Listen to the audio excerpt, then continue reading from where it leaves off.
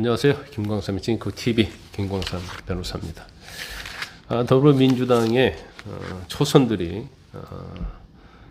이유도 묻지도 따지도 않고 40여 후보자를 임명하지 않으면 국무위원들은 이제 줄탄을 하겠다.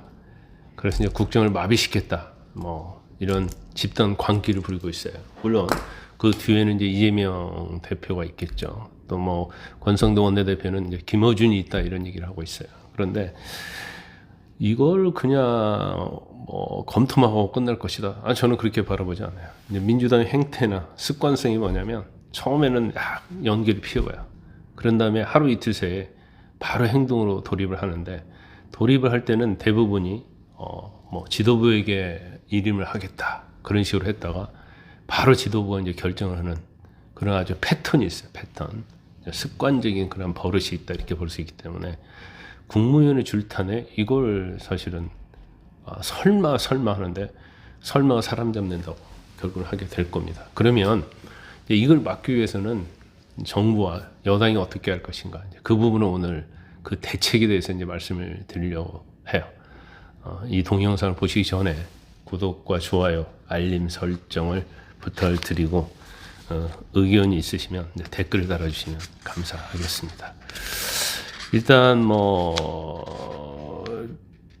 민주당, 그 조국혁신당 이런 당에서 한덕수 권한대행, 최상목 경제부총리를 연쇄적으로 탄핵 소추하겠다고 얘기를 하고 있고, 결과적으로 지도부에서도 그렇게 할 가능성이 크다 이렇게 봅니다.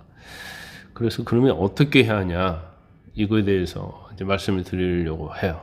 일단 현재 국무회의는요, 윤석열 대통령, 그다음에 이제 한덕수 권한대행, 국무위원 16명 등 이제 18명으로 지금 구성이 되어 있습니다. 그리고 이제 그 중에서 18명 중에서 윤석열 대통령하고 이제 박승재 법무장관은 이제 탄핵소추로 직무가 정지되어 있죠. 어차피 이제 국무회의에 참석하지 못합니다. 그런데 현행 국무회의 규정을 보면 국무회의를 구성원 과반수의 출석으로 개의한다 이렇게 규정하고 있어요. 그러면 이제 한덕수 권한대행하고 국무위원 6명, 그러니까 7명이 이제 추가적으로 탄핵이 돼버리면 결국 국무회의 개의는 이제 불가능해지는 거예요. 그럼 이를 막기 위해서는 어떻게 해야 하냐? 사실은 국무회의 규정은 대통령령으로 하는 거거든요. 그래서 그러면 구성원을 2인 이상으로 이제 고치면 어떻겠느냐, 그런 의견이 있어요. 저는 그게 가능하다고 봅니다. 그래서 국무회의 규정을 이제 한덕수 권한대행이 국무회의를 이렇게 고쳐버리는 거예요. 2인 이상으로 하게. 그러면 국회 민주당이 말도 안 되는 법 만들었을 때 거부권 행사할 수 있고, 또 여러 가지 그런 압박에 대해서 대비할 수가 있다 이거죠. 그러면 결국 국정이 많은 국무위원이 탄핵에 대해서 마비는 될 망정, 민주당의 입법 폭거랄지 탄핵이랄지 그런 부분에 대해서 오늘 이제 브레이크 작용할 수 있다고 볼 수가 있어요. 그다음에 또 하나가 뭐냐면 4월 18일 날 문영배 이미선이 퇴임을 하잖아요.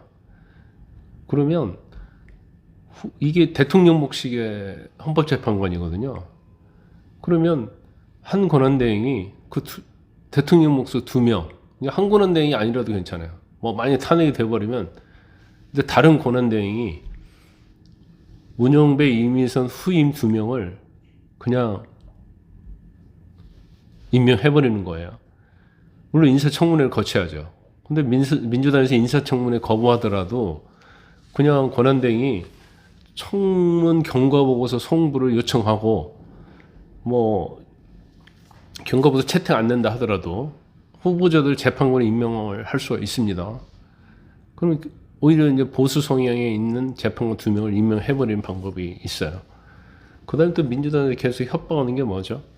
문영배 이미선 재판관이 4월 18일 날 임기가 끝나면 임기 연장법을 만들겠다는 거예요. 그런데 일단 제가 볼 때는 한덕수 권한대행이 거부권 행사하겠죠. 왜냐하면 헌법재판관 임기는 헌법의 6년으로 규정이 되어 있거든요. 그렇기 때문에 이것은 헌법에도 어긋나고, 더군다나 이 헌법재판관의 임명권은 대통령이 있는 거예요. 그럼 대통령 지명권도 침해하는 겁니까? 지명권을 침해하는 거예요. 결과적으로 보면 헌법에 완전히 유배된다 이렇게 볼 수밖에 없어요. 그러니까 당연히 제2요구권, 거부권을 행사하면 되는 겁니다. 그런데 이런 방안들이 사실은 민주당이 한덕수 권한대행하고 국무위원 전원을 한꺼번에 탄핵 소추할 경우에는 이게 실행이 불가능해지는 거예요. 근데 제가 볼 때는 아무리 민주당이라 할지라도 국무위원 전체를 한 번에는 하지 않겠어요? 일단 뭐 순차적으로 하겠죠. 권한대행 승계하면 또 하고, 권한대행 승계하면 또 하고, 권한대행 승계하면 또 하고. 그런데 한꺼번에 만약에 민주당이, 그러고도 남을 당이지만, 그러면 권한대행이 한 명도 남지 않게 되면 결과적으로 대통령령 개정이나 헌법재판관 후임자 지명이랄지 거부권을 행사할 수 없어요. 그럼 이제 민주당 세상이 되는 거죠. 우원식하고 민주당이 국정을 운영하는 거예요. 결과적으로 따지면. 그런데 이제 그렇게 한 번에 국민을 전체를 탄핵한다 하더라도 이걸 우리가 총탄핵했다고 가정을 하면 결과적으로 민주당이 원하는 마흔역 재판관도 임명할 수가 없습니다. 문영배와 이미선 재판관 임기 연장법이 만약 시행이 된다 하더라도, 그리고 설령 헌재가 또 윤 대통령을 파면한다 하더라도 헌법이 규정하고 있는 60일 내 대선은 불가능해질 수밖에 없어요. 왜냐하면 선거법상 대통령이 거리로 인해서 선거일은 대통령 또는 권한대행이 정해서 공고해야 하는데, 이 선거일을 정할 수 있는 사람이 아예 사라져버린 거예요. 총탄핵이 돼버리면. 그러면 이제 대통령 선거도 할 수 없는 거죠. 그러면 거의 뭐 대한민국은 이제 무정부 상태가 되는 거고, 그러면 거기에 대해서는 이제 국민의 저항이 있을 거고, 이에 대해서 이제 민주당이 책임을 져야 하는 거예요. 아무리 대통령 권리된 탐욕과 살해 사유가 있다 하더라도 이 마흔역 재판관을 임명하는 것이 이 국가와 국민을 파괴시키는 거하고 어떤 게 더 중요한 겁니까? 답이 남아 있는 거 아니에요. 제가 볼 때는 그 정도 선까지 가면 거의 뭐 무정부 상태 되는 거고, 이에 대해 지금 민주당이 제하고 민주당이 대선에서 이긴다? 절대 그렇지 못할 겁니다. 국민의 저항을 불러일으킬 수밖에 없는 거예요.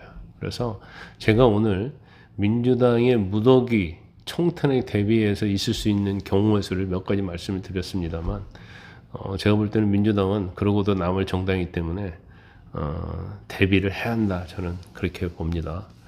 편안한 월요일 되시기 바랍니다.